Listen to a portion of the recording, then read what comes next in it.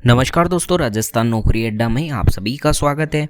दोस्तों, स्टेनोग्राफर का skill test होने में अब मात्र 7 दिनों का समय बचा है और जो आपके सामने एक दुविधा की स्थिति थी कि आपको कोमा और फुल स्टॉप बोला जाएगा या नहीं, वो आज आपको स्पष्ट हो गई होगी, क्लियर भी हो गई होगी आपके दिमाग से, क्योंकि बोर्ड ने आज इसको लेकर नोटिस भी जारी कर दिया है कि एग्ज़ाम में कोमा और विराम बोला जाएगा। साथ ही साथ दोस्तों, एक चीज़ बोर्ड ने और स्पष्ट कर दी है, जिसको लेकर जब डेमो आया था सभी बच्चे काफ़ी परेशान हैरान थे कि ये डेमो में जो डिक्टेशन थी उस तरीके की अगर एग्ज़ाम में डिक्टेशन आती है तो क्या बच्चे उस चीज़ को लिख पाएंगे या नहीं।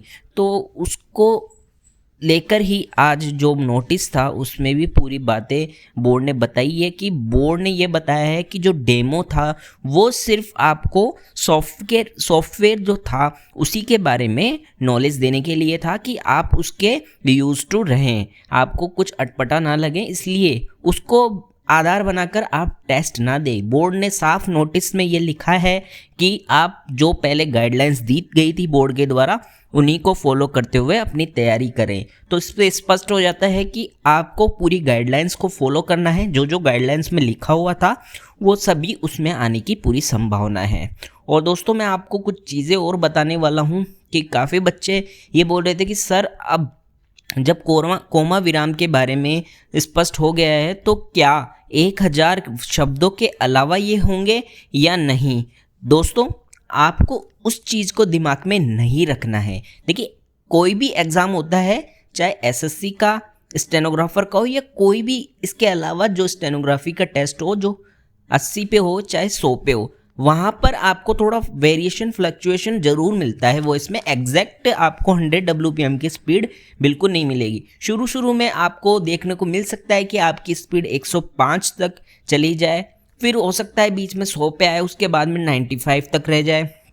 तो आपको जितनी आप अभी लिख रहे हैं उससे 5 WPM की स्पीड बढ़ाकर और प्रैक्टिस करें, जिससे आपको आगे एग्ज़ाम में किसी भी प्रकार की दिक्कत नहीं आएगी।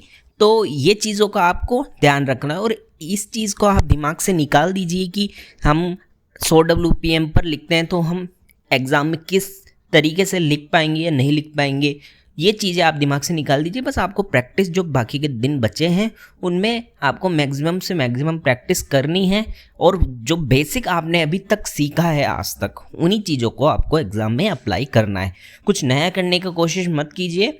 आपने जो भी चीज़ें आपकी बेसिक हैं, आउटलाइंस जो आपने अभी तक नोट की हुई हैं, उन सब की प्रैक्टिस कर लीजिए एक बार।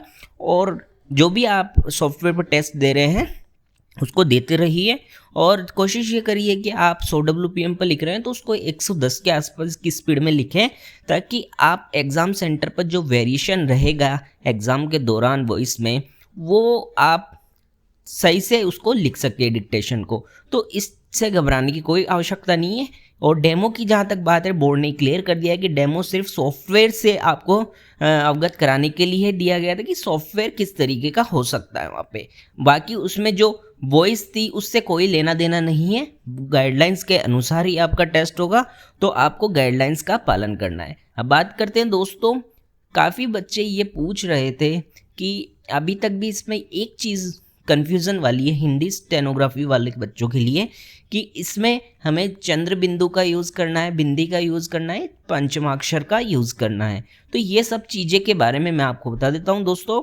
इसमें आपको शुद्ध हिंदी का यूज़ करना है। और चंद्र बिंदु की जहाँ तक बात है दोस्तों, आपको लगे कि हाँ इस वर्ड में मुझे लगाने की बहुत ही आवश्यकता है तभी आप उसमें लगाएं, वरना आप ना लगाएं।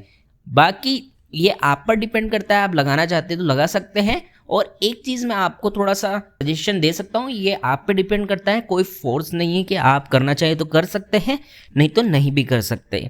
आप 50-50 करके भी कर सकते हैं। कुछ एक वर्ड आप उसको पंचमाक्षर के रूप में लिख दें और कुछ एक बिंदी के रूप में आप लिख सकते हैं, ताकि अगर आपके गलत भी हो तो आधे ही गलत हों, पूरे वर्ड्स आपके गलत नहीं हो। तो इस प्रकार की चीज़ आपको अपनानी है। और देखिए दोस्तों, एग्ज़ाम जो आपके यहाँ पे नंबर आ रहे हैं एग्ज़ाम में, उसके जितने नंबर लाना बहुत मुश्किल है, क्योंकि यहाँ पे हमारा घर का जो माहौल होता है वो फ्रेंडली होता है और एग्ज़ाम में बहुत ही चीज़ें वेरी करती हैं। तो उन चीज़ों को देखते हुए आप एग्ज़ाम में एग्जैक्ट नंबर तो नहीं ला सकते, लेकिन ये नहीं है कि आप बिल्कुल ही कम नंबर लाएंगे। जितने आप ला रहे हैं उससे 5-7 नंबर ही आप कम होंगे अगर आपकी अच्छी तैयारी है तो। और आपको घबराने की आवश्यकता नहीं है। सॉफ्टवेयर्स में जिनके नंबर थोड़े कम भी आ रहे हैं, 70-80 के आसपास भी आ रहे हैं, उनको भी किसी को घबराने की आवश्यकता नहीं है। सभी का, जिनकी तैयारी है स्टेनो की, सभी का सिलेक्शन होने की पूरी संभावना है। और मेरी ओर से आप सभी को बहुत बहुत शुभकामनाएं स्किल के लिए।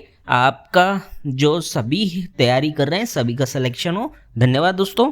जय हिंद, जय भारत।